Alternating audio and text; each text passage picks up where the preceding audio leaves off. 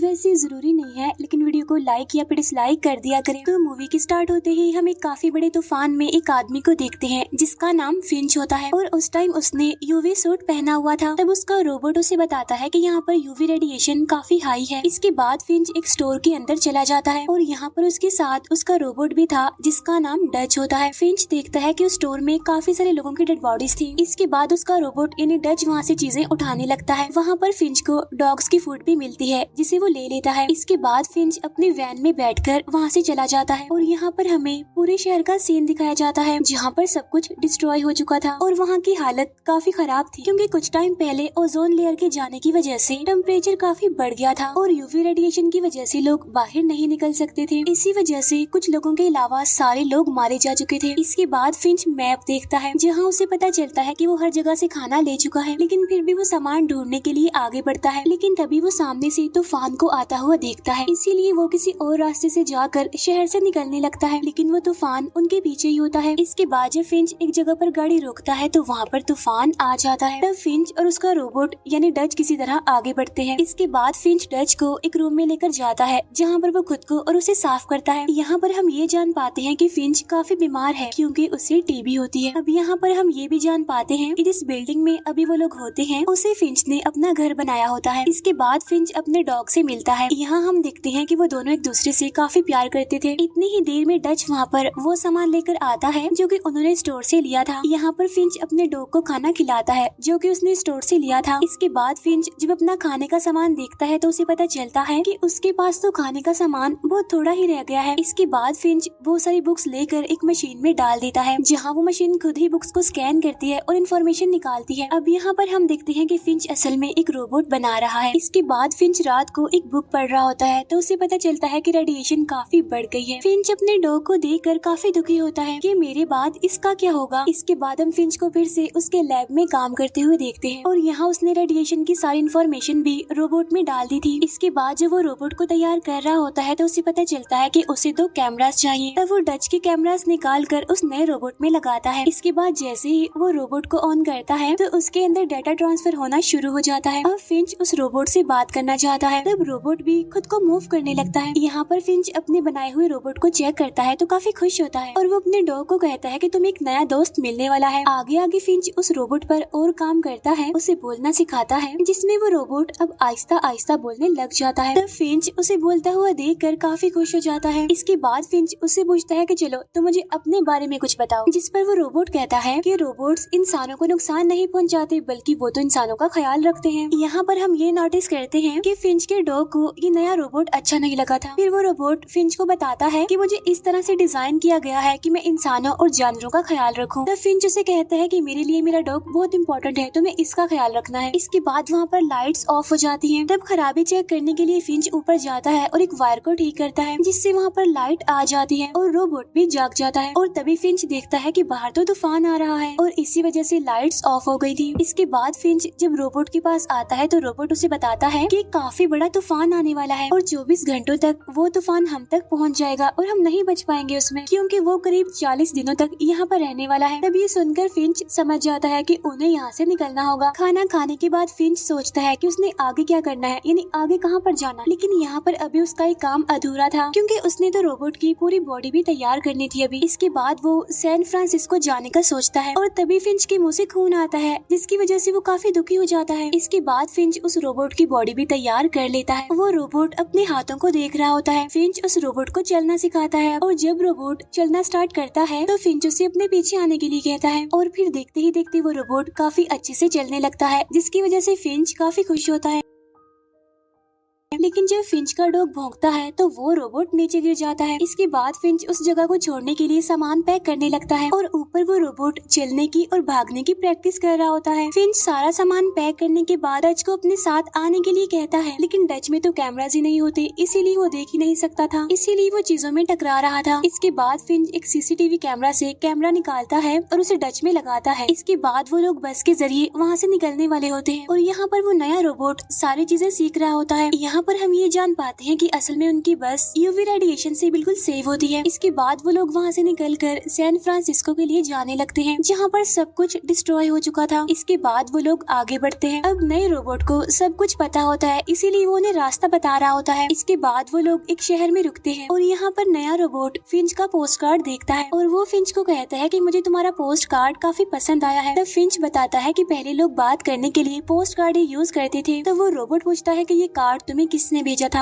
जिस पर फिंच कहता है कि ये मुझे मेरे अंकल ने भेजा था। इसके बाद फिंच उस रोबोट को अपने साथ आने के लिए कहता है और तब वो दोनों बाहर जाते हैं और फिर वो रोबोट को उसके सारे रूल्स बताता है, जहाँ उसने डॉग के लिए खाना ढूंढना था और उसे खिलाना भी था। इसके बाद उन लोगों को एक सिनेमा हॉल दिखता है। तब फिंच उस रोबोट को सिनेमा हॉल का डोर खोलने के लिए कहता है। तब रोबोट काफी इजीली वो दरवाजा खोल लेता है। अंदर जाकर फिंच उसे खाना ढूंढने के लिए कहता है। यहाँ पर वो रोबोट फर्स्ट टाइम खुद को देखता है। फिंच को वहाँ से थोड़ा बहुत खाना मिल जाता है, इसीलिए वो दोनों बाहर आ जाते हैं। वहाँ वो एक लोहे की चीज पर कुछ पॉपकॉर्न डालता है। हाई टेम्परेचर होने की वजह से वो पॉपकॉर्न तैयार हो जाते हैं, जिसकी वजह से वो दोनों काफी खुश होते हैं। इसके बाद उन्हें वहाँ पर तूफान आता हुआ दिखाई देता है, इसीलिए वो लोग वहाँ से निकल जाते हैं। लेकिन वो तूफान इन लोगों की तरफ ही आ रहा था। यहाँ पर फिंच समझ जाता है कि वो इस तूफान से नहीं निकल पाएंगे, इसीलिए वो अपना यूवी सूट पहनकर बाहर आता है। बस को मजबूत करने के लिए वो वहाँ पर कीले लगाने लगता है और वो रोबोट को भी ऐसा करने के लिए कहता है। यहाँ पर 3 कीले तो फिंच लगाता है और 1 कीला रोबोट लगाता है। इसके बाद फिंच जल्दी से बस में चला जाता है और अब वहाँ पर तूफान आ रहा होता है। इसके बाद रोबोट भी बस के अंदर आ जाता है। तूफान आने पर वो बस की चीजों को पकड़ लेते हैं। उनकी बस अब तूफान की लपेट में आ जाती है, इसीलिए वो हवा में उड़ने लगती है और इसी वजह से 3 कीले निकल जाते हैं, लेकिन अभी भी वहीं पर गड़ा हुआ था। फिर वहाँ से तूफान जाने के बाद बस अपनी जगह पर आ जाती है। वो लोग बिल्कुल सही सलामत होते हैं, उन्हें कोई भी चोट नहीं आती। इसके बाद फिंच और वो रोबोट बाहर आते हैं। तब फिंच देखता है कि सारे कीले निकल चुके थे, लेकिन जो कीला उस रोबोट ने लगाया है वो नहीं निकला, इसीलिए वो उस रोबोट की तारीफ करता है। अब यहाँ पर एक टायर टूट गया होता है और जब रोबोट उस टायर को लाता है तो उन्हें पता चलता है कि टायर लगाने के लिए उनके पास जैक तो है ही नहीं। फिंच की बात उस रोबोट को बताता है कि बगैर जैक के हम टायर को फिक्स नहीं कर सकते। यहाँ पर हम देखते हैं कि वो रोबोट उस पूरी बस को उठा लेता है और फिर वो फिंच को टायर लगाने के लिए कहता है। तब यहाँ पर फिंच इजीली टायर को लगा लेता है। यहाँ पर फिंच फिर से रोबोट की तारीफ करते हुए उसे कहता है कि तुम एक अच्छे जैक बन सकते। यहाँ पर फिंच उस रोबोट को कहता है कि तुम अपना नाम जैक ही रख लो। तो वो रोबोट कहता है कि नहीं, मुझे अपना नाम विलियम शेक्सपियर रखना है। तो फिंच कहता है ओ नो, ये नाम तो काफी बड़ा है। इसके बाद वो दोनों मिलकर उस रोबोट का नाम जेफ कंफर्म कर लेते हैं। नेक्स्ट डे फिंच बस के ऊपर सोलर सिस्टम सेट करके अंदर जाकर सो जाता है, लेकिन तभी वो नया रोबोट यानी जेफ और उसका डॉग भौंकने लगता है, इसीलिए फिंच की आँख खुल जाती है। तब नया रोबोट यानी जेफ उसे बताता है कि मैं डॉग्स की लैंग्वेज सीख रहा था। वो कहता है कि मुझे ये लगता है कि आपका डॉग मुझे पसंद नहीं करता। तब फिंच कहता है कि तुम दोनों को एडजस्ट होने में, तुम्हारी दोस्ती होने में थोड़ा टाइम लगेगा। इसके बाद वो लोग वहाँ से निकल जाते हैं। इस बार जेफ फिंच के साथ आगे बैठता है। इसके बाद वो लोग गोल्डन ब्रिज के लिए जाने लगते हैं। यहाँ पर जेफ फिंच से पूछता है कि ये ट्रस्ट क्या होता है। तब फिंच उसे समझा नहीं पाता। तब फिंच उसे अपनी ही कहानी सुनाता है। वो कहता है कि काफी सालों पहले कुछ लोगों के साथ में काम करता था, लेकिन वो सारे लोग कम अकल थे और हम लोग असल में एक प्रोजेक्ट पर काम कर रहे थे और वहाँ फिंच के अलावा सबको यही लग रहा था कि सॉफ्टवेयर का इशू सॉल्व होने वाला नहीं है, लेकिन फिर फिंच ने उस सॉफ्टवेयर इशू को सॉल्व कर दिया। इस वजह से उसके बॉस ने उसे काफी अप्रिशिएट किया, उसकी तारीफ की। फिंच यहाँ पर कहता है कि बेशक वो काम मैंने अकेले ने किया था, लेकिन मैंने अपने बॉस को बताया कि ये काम हम सब ने मिलकर किया है, न कि मैंने अकेले ने, और इस तरह से मैंने सबका ट्रस्ट यानी सबका भरोसा जीत लिया। और यही मतलब होता है ट्रस्ट का, और ऐसे ही लोगों पर अपना ट्रस्ट बनाया जाता है। लेकिन ये चीज भी जेफ को समझ नहीं आती। तो फिंच कहता है कि ठीक है, मैं तुम्हें अब सोच कर बताऊंगा।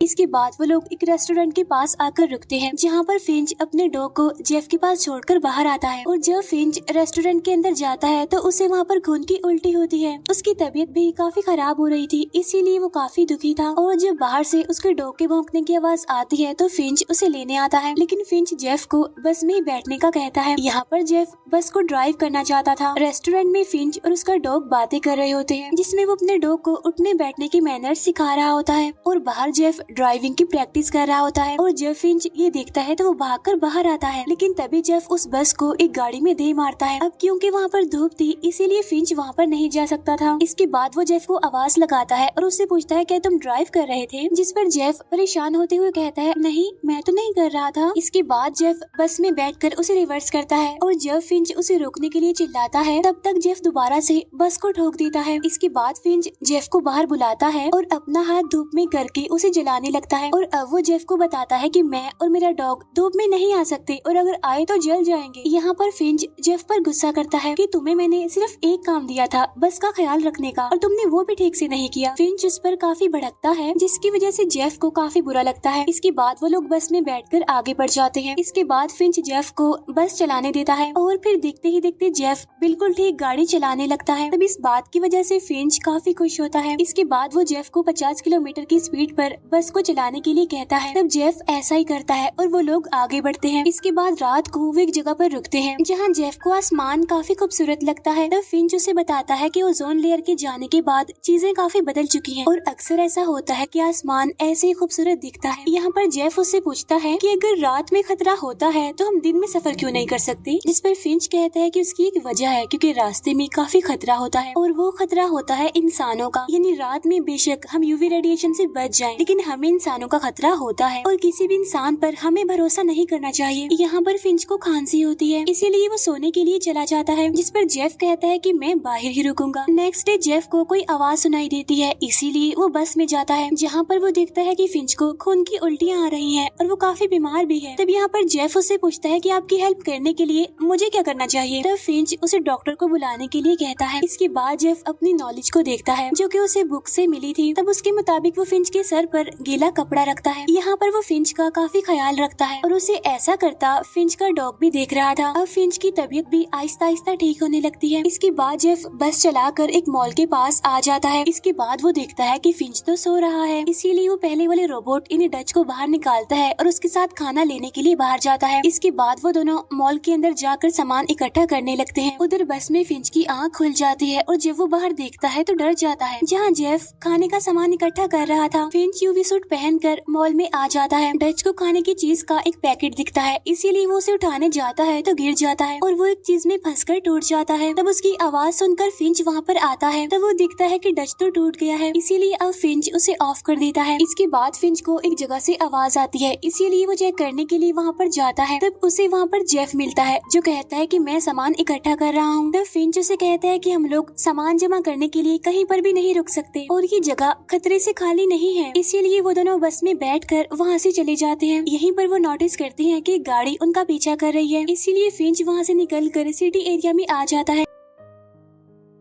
इसके बाद फिंच जेफ को गाड़ी चलाने के लिए कहता है और ये भी कहता है कि अपनी गलती की वजह से हम मारे जा सकते हैं। इसके बाद फिंच अपनी एक गन निकालता है। इसके बाद वो लोग आगे बढ़ रहे होते हैं। अब वो लोग रात तक अपना सफर करते रहते हैं लेकिन अभी तक वो गाड़ी भी उनका पीछा कर रही थी। तब फिंच जेफ को तेज स्पीड में गाड़ी चलाने के लिए कहता है इसीलिए अब वो लोग गाड़ी से काफी दूर निकल आते हैं। आगे जाकर उन्हें एक बाईपास दिखता है। तब फिंच बस को ऊपर से नीचे लेता है। इसके बाद वो लोग ब्रिज के नीचे जाने लगते हैं। जेफ यहाँ पर फिंच को कहता है कि हम ब्रिज के नीचे नहीं जा सकते, लेकिन फिंच उसकी कोई भी बात नहीं सुनता। इसके बाद वो लोग वहीं पर गाड़ी रोक लेते हैं। यहाँ पर फिंच काफी डरा होता है और तभी जेफ बस से बाहर आता है और वो बस को धक्का लगाता है। धक्का लगाकर वो बस को ब्रिज के नीचे ले आता है। असल में वो यहाँ पर छुपने के मकसद से आए थे और तभी वो दूसरी गाड़ी भी वहाँ पर आ जाती है। यहाँ पर फिंच उस आदमी को मारने के लिए बिल्कुल तैयार होता है अपनी गन लेकर और जब उसे गाड़ी के वहाँ से जाने की आवाज आती है तब जाकर वो रिलैक्स होता है। इसके बाद जब फिंच बाहर आता है तो वो सोलर सिस्टम को टूटा हुआ पाता है। तब ये देखकर फिंच जेफ को कहता है कि अब मैं इसे ठीक नहीं कर सकता और ना ही हम सैन फ्रांसिस्को जा सकते हैं। तब यहाँ पर जेफ उसे तसल्ली देते हुए कहता है कि आप फिक्र मत करें, मैं ये कर लूंगा। तब फिंच उस पर गुस्सा करते हुए उसे कहता है कि तुम एक मशीन हो, तुम कोई बात नहीं समझते और ना ही समझ सकते हो। इसके बाद वो जेफ पर काफी गुस्सा भी करता है और बस के अंदर चला जाता है, लेकिन जेफ बाहर ही बारिश में भीग रहा होता है। इसके बाद जेफ फिंच के पास अंदर आकर उसे कहता है कि हम गोल्डन ब्रिज तक जा सकते हैं। तब यहाँ पर फिंच उसे उसे एक और कहानी सुनाता है जिसमें कुछ टाइम पहले ओजोन लेयर कम होने लगी थी, जहाँ स्टार्टिंग में तो सब लोगों को यही लगा कि ठीक हो जाएगा सब कुछ, इसीलिए वो लोग घर में चुपकर ही रहने लगे। लेकिन उनमें से कुछ लोग ऐसे भी थे